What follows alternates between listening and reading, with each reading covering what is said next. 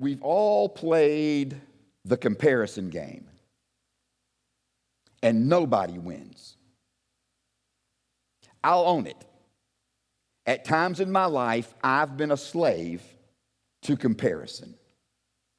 I've been a gym guy since my early 20s, and comparison is baked into gym culture. We're told not to stare when we're at the gym, and no one stares at each other when they're working out. But all of us have learned how to strategically use the mirrors to catch a glance at the guy who is working out just down from us. And if his arms are bigger than mine, I'm no longer lifting weights. I'm suddenly lifting envy.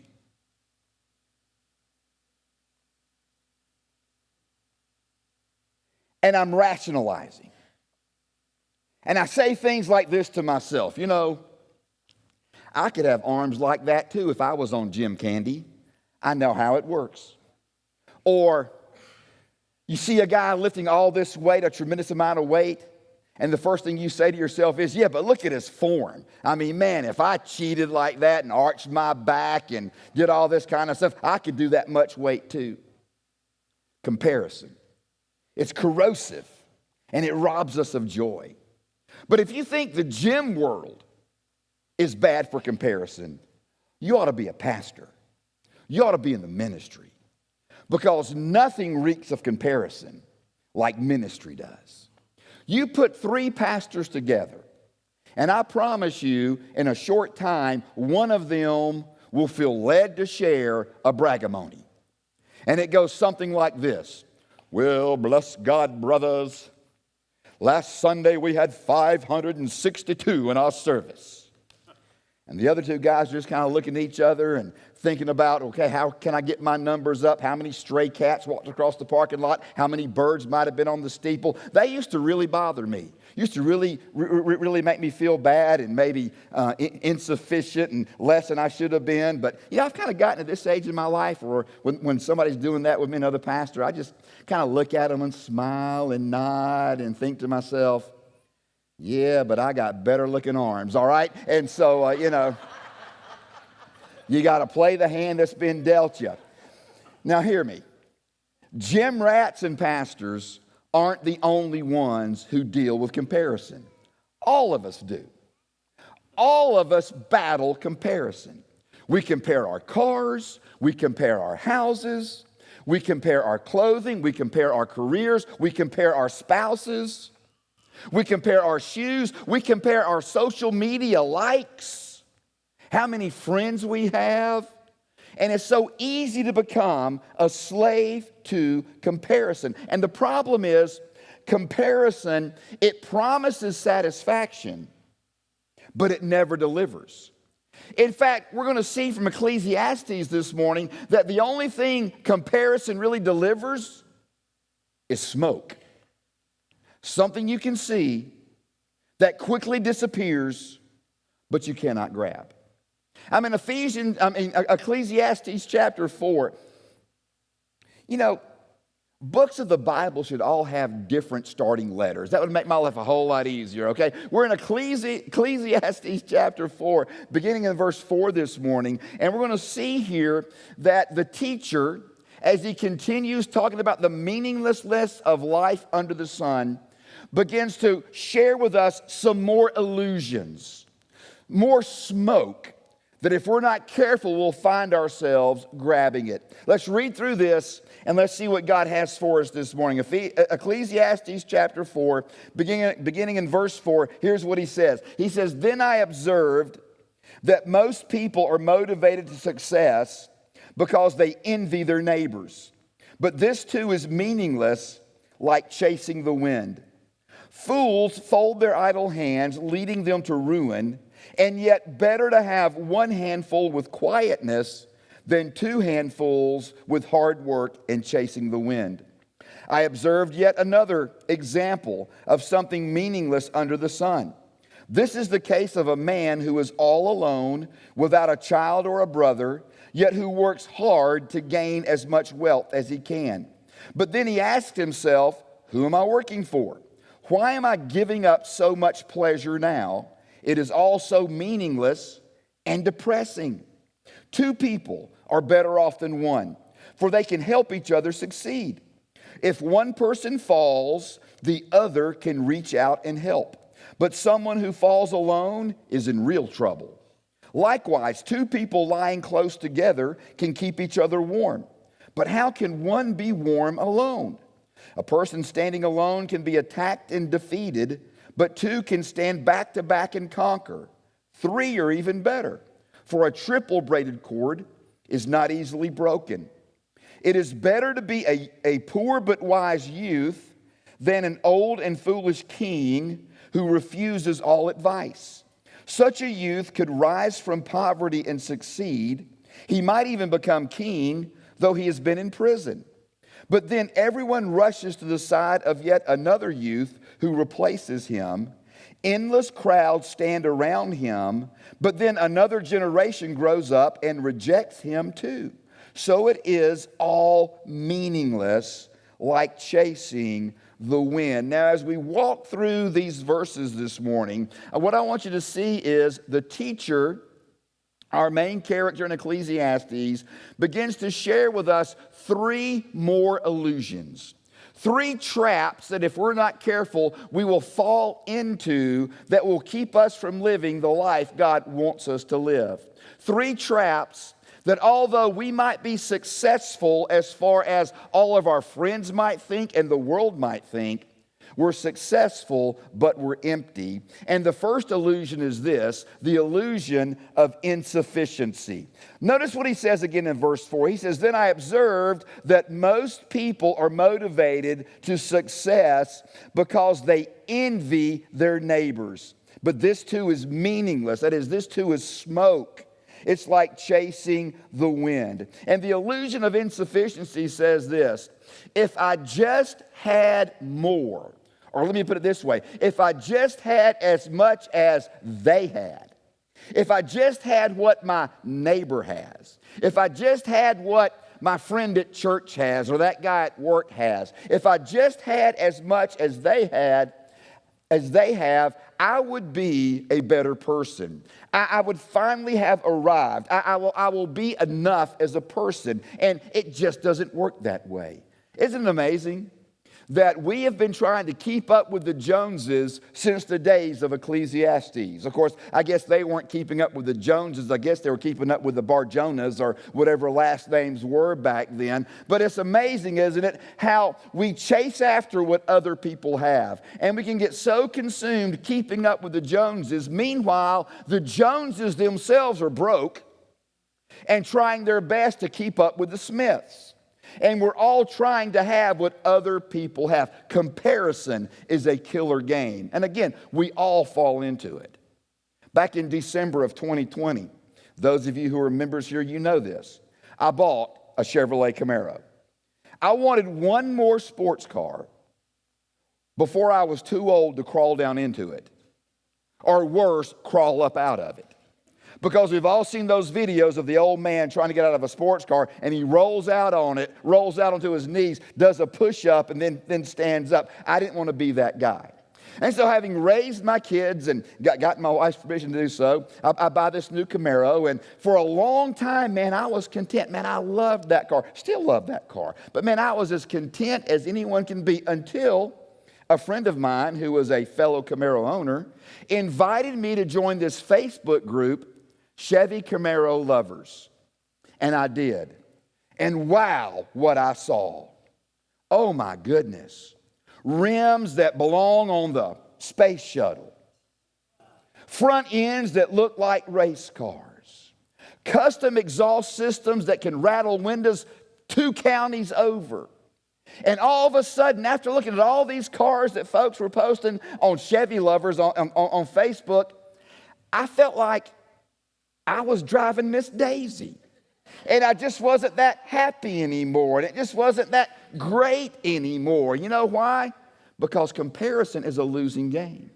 In fact, comparison never makes us better. It always makes us bitter. because we're never happy with what we have. Yet that's where many of us are, caught in the illusion of insufficiency. But the writer doesn't stop there. The teacher doesn't stop with insufficiency. He moves into another illusion that we live in, and it's the illusion of, I'm going to call it independence. Notice what he says a few verses down in verse 8. He says, "This is the case of a man who is all alone. Yet he works hard to gain as much wealth as he can. But then he asks himself, who am I working for?" The illusion of independence tells us, I don't need anybody else. I don't need other people in my life. All I need is a good career and a good bank account, and I'll be okay. And it's the picture of the lonely striver. That person who has a bank account that is full, but a home that is empty. He has more in his savings account than he has around the table at dinner time throughout the week. It reminds me of the story of Ebenezer Scrooge.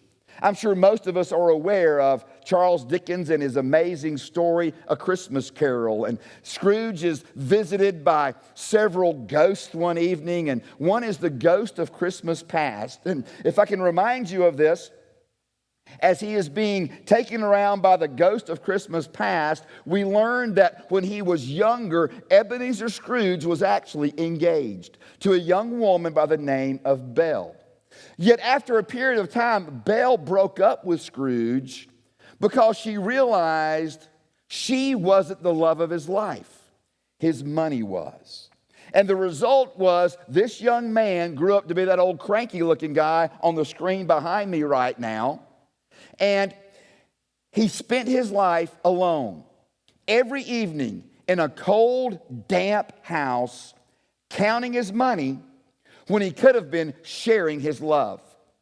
Because independence always leaves us empty. In fact, if you're taking notes, you might want to write this down. Self-made success always leads to self-made loneliness. And sometimes we think it's easier for me to do life on my own. It's easier for me to cut other people out. That way I won't be hurt again. That way I won't be bothered again. That way I won't be, messed with again. It's easier for me to have nobody in my life and just me, and I can make it on my own. But at the end of the day, we're lonely and we're empty and we're needy and we're not fulfilled. But you know what? The writer isn't finished there. He shares with us that there's this illusion of insufficiency, that if I can have as much as my neighbor has, I'll have enough and I'll be enough. And there's this illusion of independence, that if I can make it on my own and I don't need other people in my life. But then he points out a third illusion, and it's the illusion of influence. The illusion of influence. That if I have the applause of people, my life will be a full life. Look at verse 13 and 16. He says, it's better to be a poor but wise youth than an old and foolish king. And then he begins to share there that this youth rises up and people begin to follow him until they get tired of him, and then they find somebody else. Now notice verse 16. He says, but then another generation grows up and rejects him too. So it is all meaningless, like chasing the wind. The crowd cheers until it doesn't. People applaud you until they're done with you.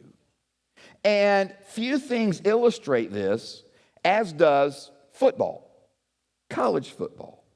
Take, for example, the story of Ed Orgeron. Ed Orgeron was the head football coach at LSU.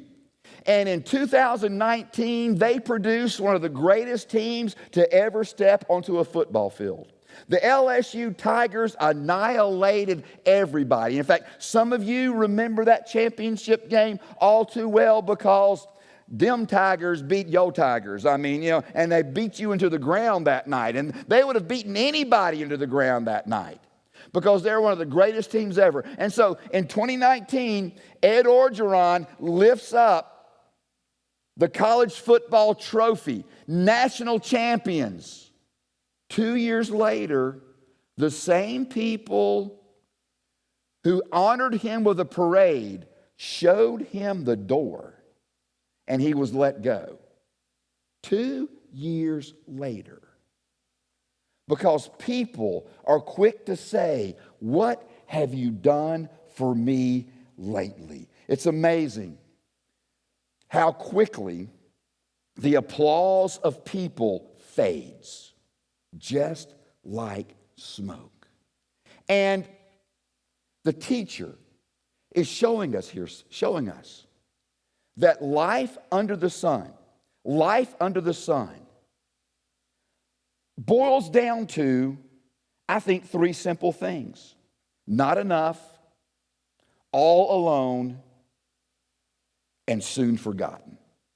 That when we live life for this life and this life only, when we live life as if there is no God, there is no eternity, there is no King Jesus, there is no He is Lord in my life, when we live life under the sun, we live life feeling like we're never enough.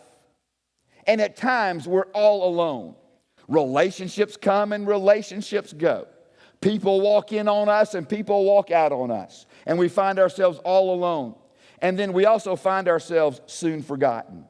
It's amazing how you can be the best thing since sliced bread today, and you're toast tomorrow. And it happens so quickly with people in our lives. And so we must ask ourselves, man, is this really all there is? Is this all there is to life? Is not enough, all alone, soon forgotten? Is that all there is? Is there a better way? And I've got good news for you. There is a better way. There's a much better way.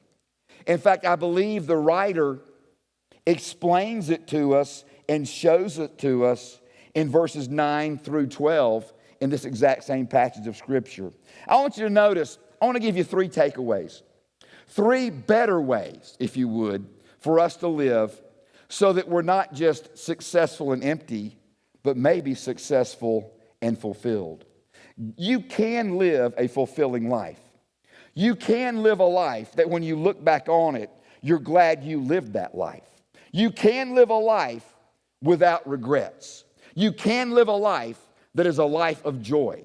And let me show you three things, three takeaways, if you will, that if you'll take these things and apply them to your life, I believe all of us can find ourselves living at a level that our neighbors really will envy, if you will, okay? A level our neighbors really will envy. And the first one is this. Look at chapter 4, verse 9. The writer says, 2 people are better off than one, for they can help each other succeed. Takeaway number 1 is this: choose relationships over rivalry. We live in a world where we compete against each other. We live in a world that tells us, if you're winning, I'm losing. Therefore, I got to be winning so you can be losing. That's the world we live in. We live in a world where we're constantly seeking to outdo each other. And what Solomon is saying here is this: instead of trying to outdo each other, what if we tried to outlove each other? What if we tried to outserve each other? What if we tried to out-help each other? What if we began to choose relationships over rivalry? You know, when I look back at verse 4 and when he says that, most people are motivated by success because they envy their neighbors. The crazy thing in 2025 is this: most of us don't even know our neighbors. We just know their stuff.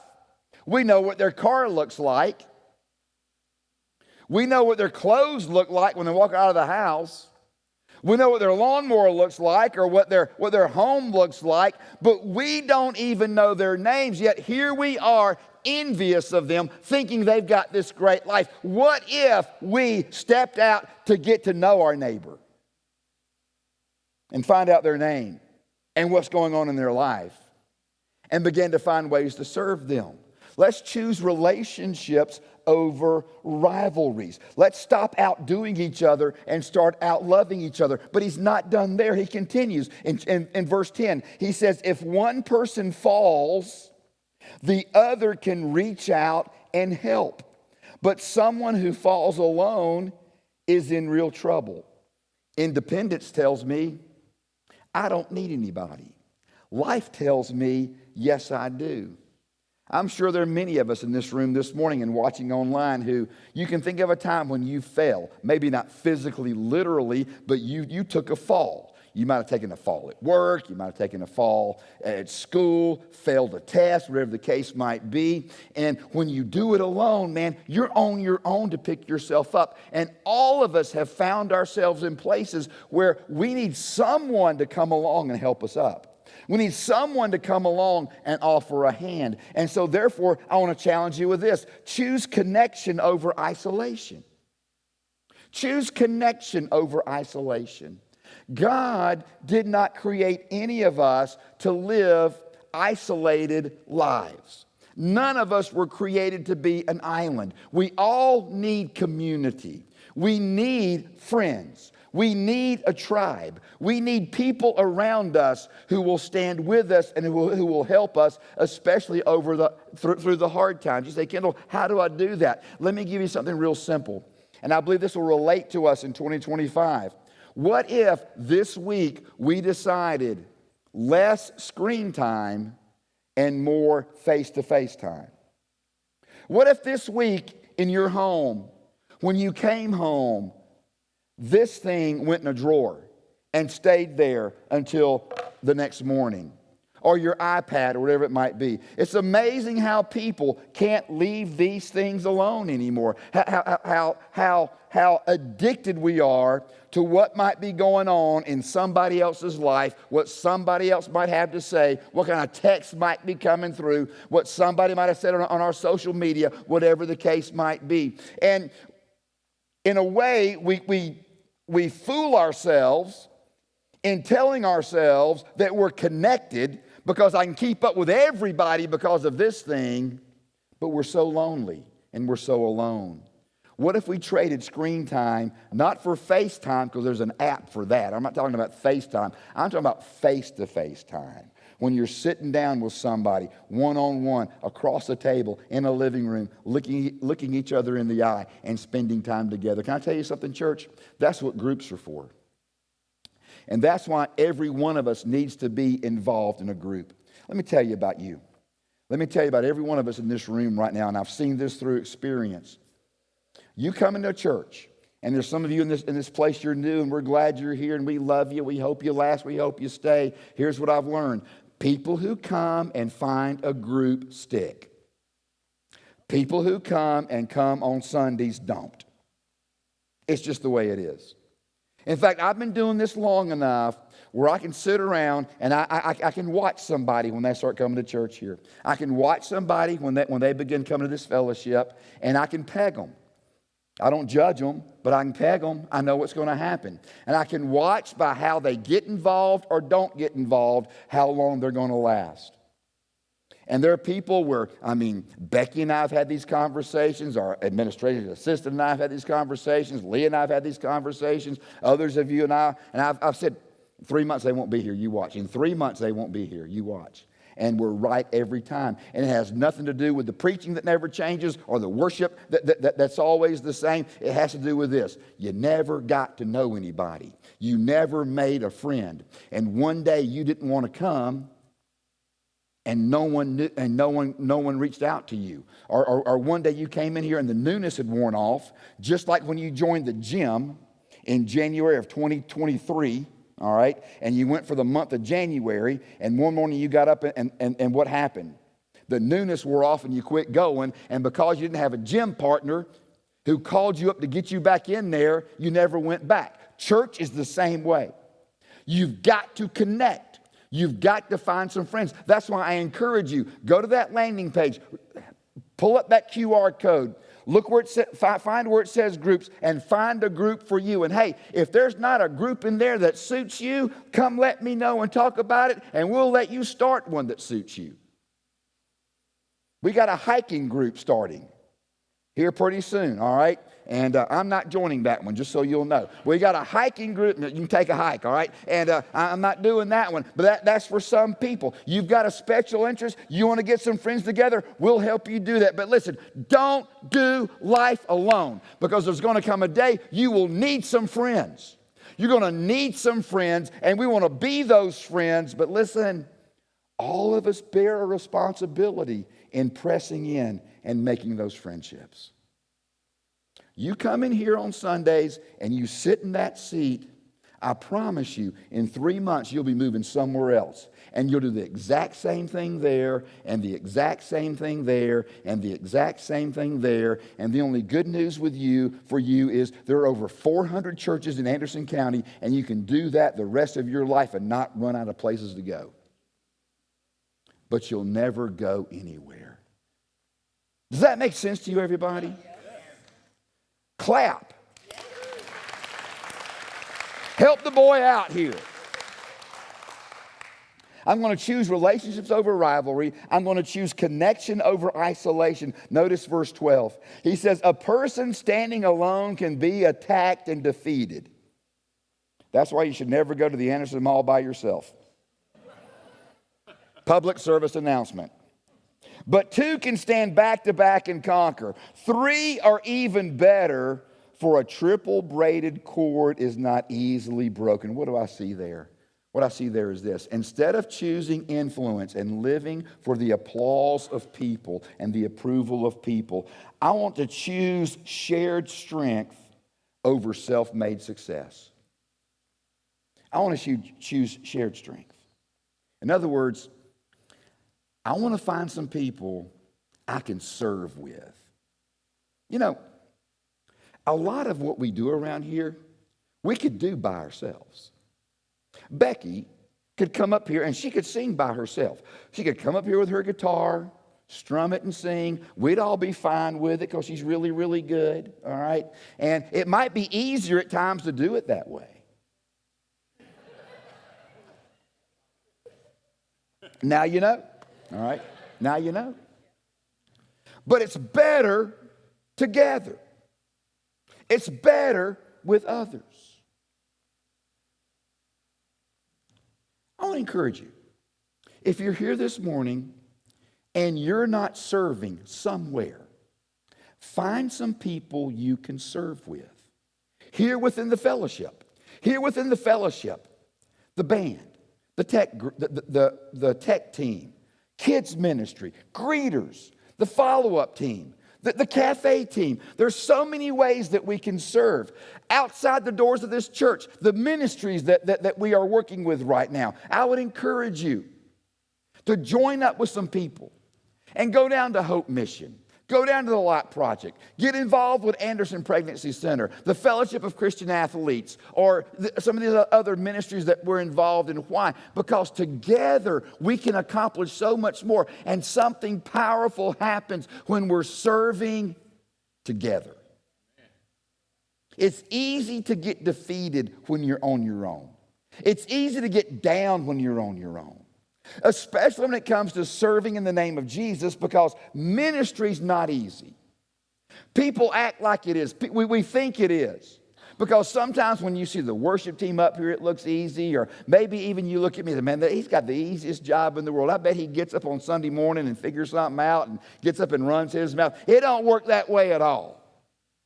I wish it did. I'd be a scratch golfer, all right? And or a pickleball champion or something, but it don't work that way, all right? If it worked that way, I would have some big old arms. I tell you what, I'd be in the gym 5 hours a day. And it doesn't work that way at all. And it's amazing how when we're on our own, Dr. John can probably agree with this, it's amazing how discouraged we get when we're doing it on our own, because we just don't feel like we're getting anywhere. We're not seeing anything. Not enough is happening for us. But when we're together, we find encouragement. When we're together, we're spurred on to keep going. When we're together on those days that we don't feel like doing it, we do it anyway because there's a team waiting on us. And I would encourage you, if you want to live a fulfilling life, find you some people and begin to serve together. Look at the ministries in this church and join one and begin to serve. Again, If all you want to do is come in here and sit, man, we're glad to have you, and we hope you're here for a long, long time. But odds are in 3 months, the newness wears off, and you're moving on. Those of us who have been here for a long time, do you know why we're here we've been here that long? Because every one of us, all right, from Bob and Gail, who have been here since Moses was here, or longer, and,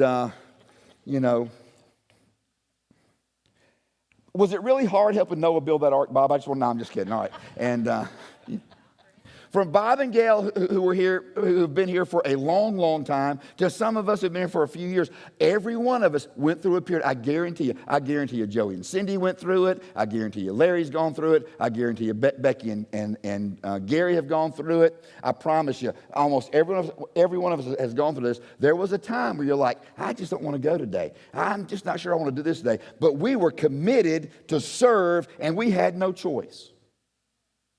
And we got up and went anyway, and we're blessed for doing it, and God got us through that period, and now we're stronger, and now we're better, and now we're happy, and now we're joyful, and now we're fulfilled because, listen, I'd put myself in a position where I had to serve. And I don't know what my serving has ever done for you, but it's done me a world of good. I believe every one of us can say that. Does that make sense to you, everybody? This is what I want you to get. This is what I want you to get.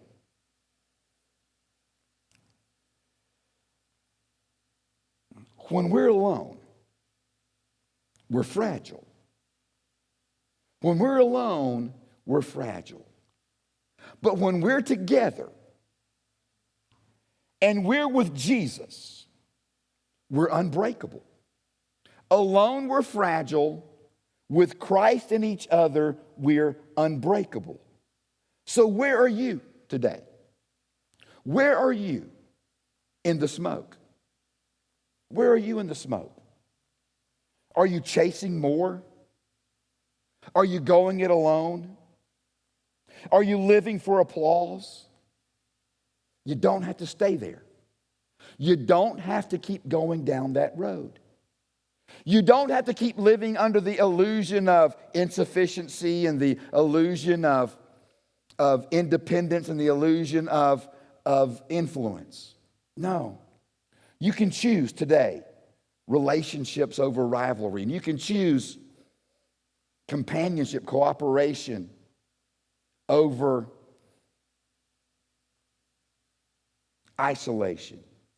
You can choose shared strength over self-made success. You can choose those things. You can choose those things. And imagine what it would look like. Imagine what it would look like if we as a church decided that's the kind of church we're going to be. Where we're not chasing envy. We're not chasing independence. We're not chasing all these other things, but instead we have decided that together with each other and with Jesus, we're going to be a people who God can use to make a difference in our world. If we'll do that, I promise you, we'll be the people that this world envies in a way that they want to step in and have what we have, and we'll have an open door to share with them the goodness of God and Jesus. Do you receive that this morning? Amen. Do you receive that?